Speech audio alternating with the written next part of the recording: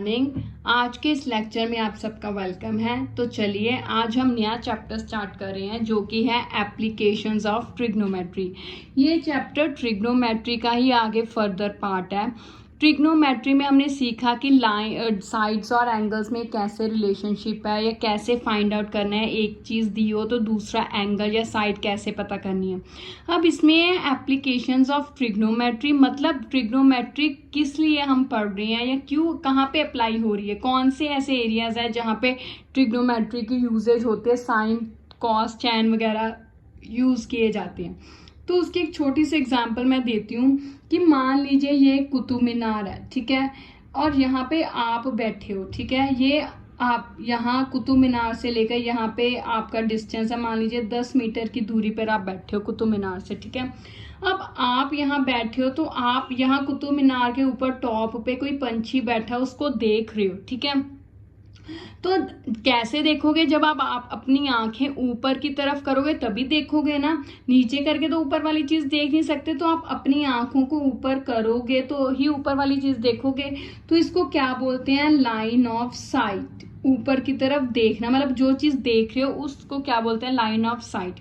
अब जब आपने अपनी आंखें ऊपर की तरफ की तो आपके कॉर्निया रेटिना ने एक एंगल बनाया नीचे की इस तरह, ठीक है। मान लीजिए वो एंगल 45 डिग्री है, ठीक है।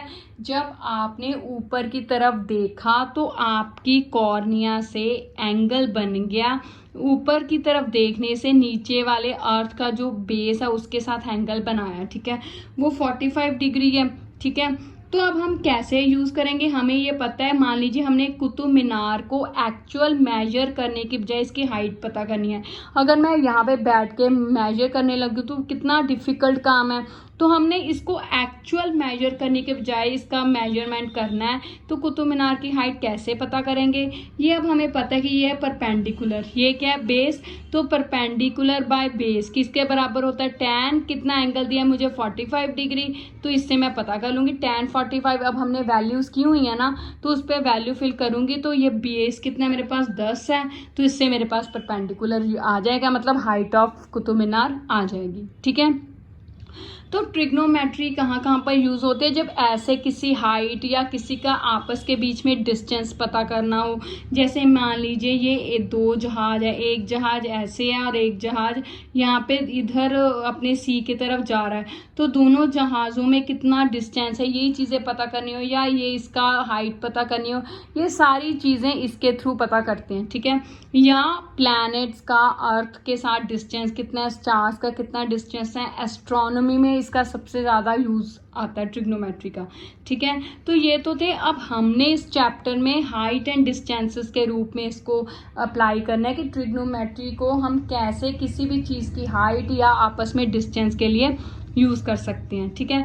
उसके लिए हमें 3 चीजें पता होनी चाहिए। एक तो हमने लाइन ऑफ साइट किया, एक अगर हम ऊपर से नीचे से ऊपर देख रहे हैं तो ये जो एंगल बना इसे हम बोलेंगे angle of elevation. Angle of elevation मतलब नीचे से ऊपर की तरफ देखने को बन रहा है। एक हो गया हमारा एंगल, अगर हम उल्टा कहूं कि मतलब ऊपर बैठा बंदा नीचे की तरफ देख रहा है, तो ऊपर से नीचे की तरफ देखने पे मान लीजिए ये नीचे की तरफ देख रहा है, तब वहां पे जो एंगल बनेगा तो उसे क्या बोलते हैं, एंगल ऑफ डिप्रेशन।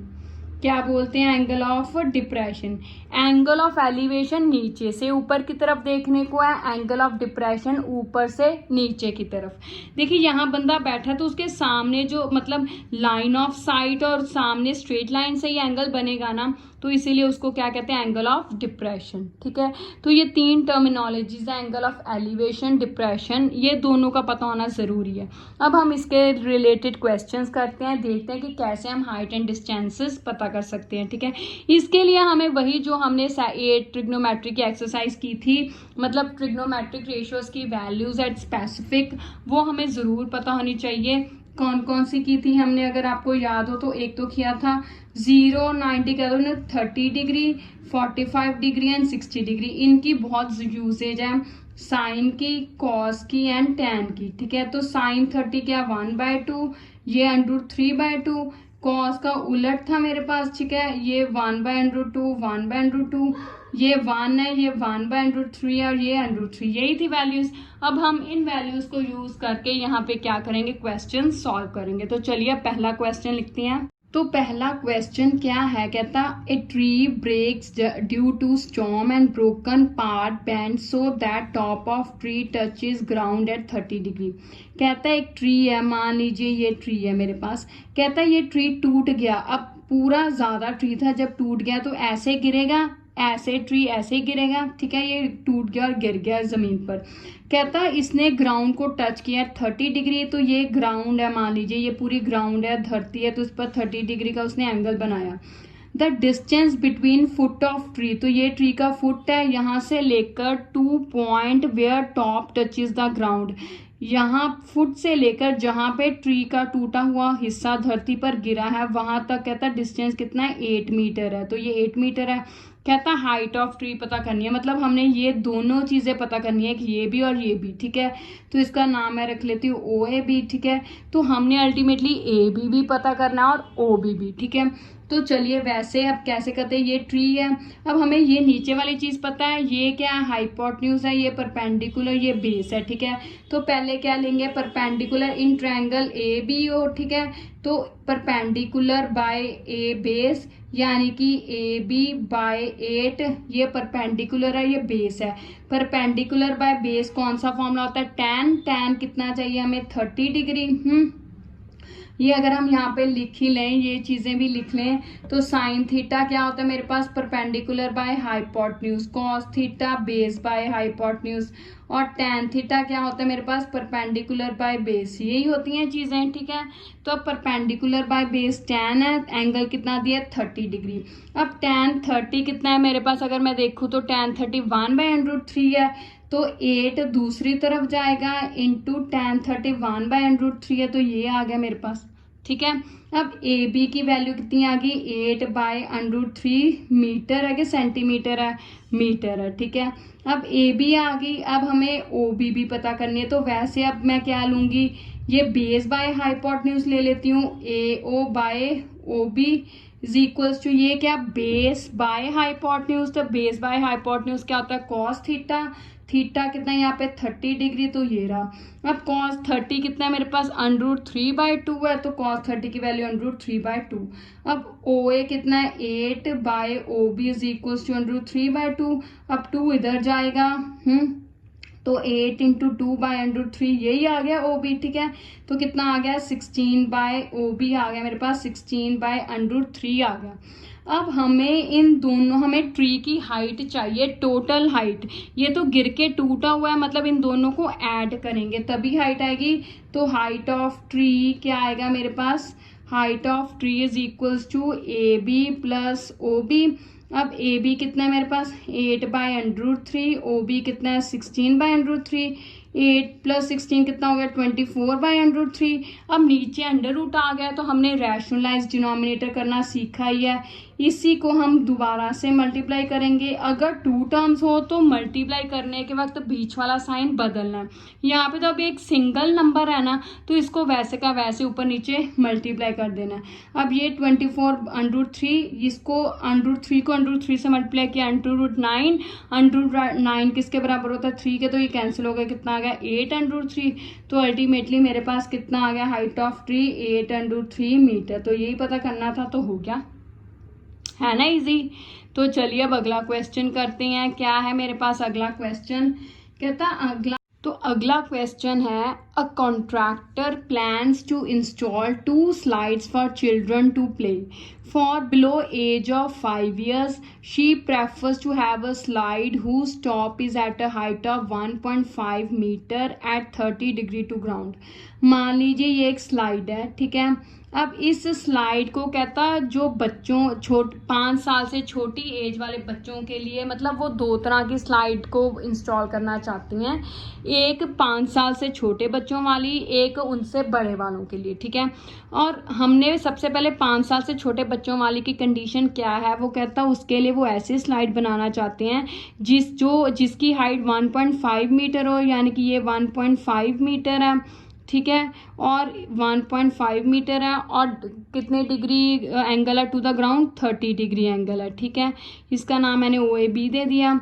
और whereas for elder ones के लिए कैसा बनाना चाहता है, she wants to have a slide at a height of 3 metre, मतलब 3 metre at 60 degree to ground, find length of slide in each case. अब हमने दोनों केसेस में लेंथ ऑफ स्लाइड पता करनी है।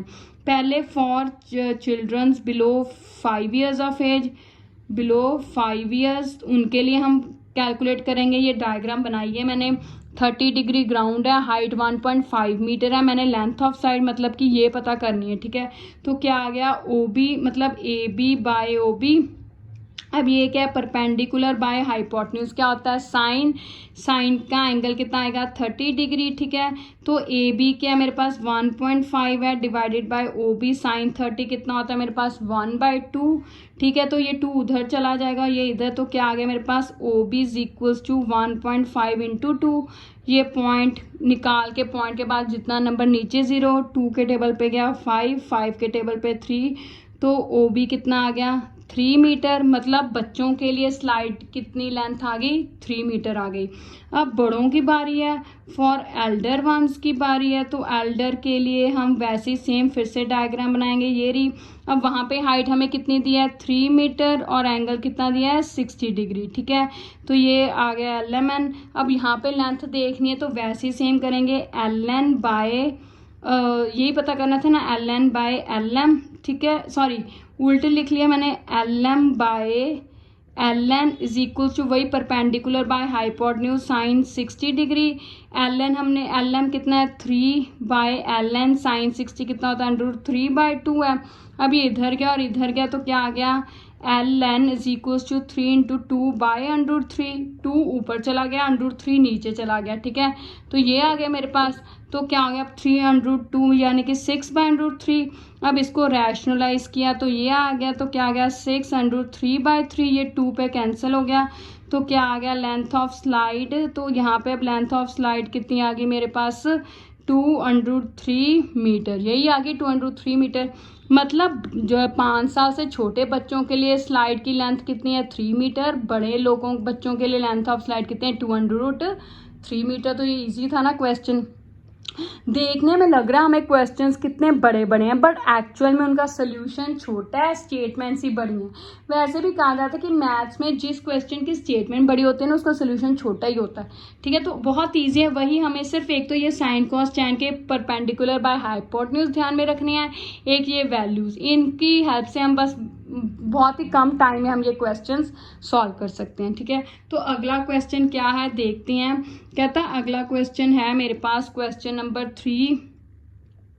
क्वेश्चन नंबर 3 क्या है, अब हमने ये देखना है क्या कहता है। कहता the angle of elevation of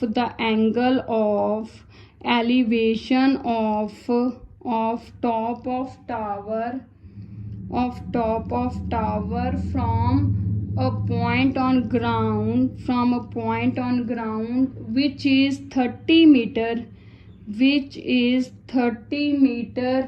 away from foot of tower, तो हमने क्या फाइंड आउट करना है इस 30 degree, find height of tower. अब हमने हाइट फिर से फाइंड आउट करनी है, तो हमने इस चैप्टर में मेनली हाइट एंड डिस्टेंसेस ही पता करनी है, ठीक है। तो ये है क्वेश्चन। अब वैसे ही हम बनाएंगे एक डायग्राम ऐसी, ठीक है। तो ये मेरे पास टावर दिया है, टावर की हाइट हमने पता करनी है। कहता है angle of elevation of top of tower, ये टॉप ऑफ टावर है from A point on ground के किसी भी कोने से टावर की टॉप पे कितना एंगल बन रहा है 30 डिग्री, और उसका डिस्टेंस कितना है 30 मीटर। आपस में टावर और पॉइंट से आपस में कितना डिफरेंस है 30 मीटर का। कहता हाइट ऑफ टावर हमने पता करनी है, तो ये OAB हो गया। तो वैसे ही अब ये पता करनी है, तो AB बाय OA क्या हो गया परपेंडिकुलर बाय बेस, तो क्या होता है tan होता है परपेंडिकुलर बाय बेस का, tan कितने डिग्री एंगल आएगा 30, ठीक है। AB अब हमने पता करना है, OA क्या है 30, tan√30 कितना होता है 1/√3, 30 दूसरी तरफ चला गया तो क्या आ गया 30/√3। अब इसको रैशनलाइज करना है हमने, तो इसी तरह 30√3 बाई ये 3 आ गया, 3 के टेबल पे कट हो गया तो क्या आ गया 10√3 मीटर। तो हाइट कितनी आ गई टार की, हाइट ऑफ टार कितना आ गया मेरे पास 10√3 मीटर। तो यही पता करना था, है ना इजी। तो चलिए अब अगला क्वेश्चन क्या है देखते हैं। कहता a kite is flying at height of 60 meter at 60 meter above ground, ठीक है। आगे string attached to the kite is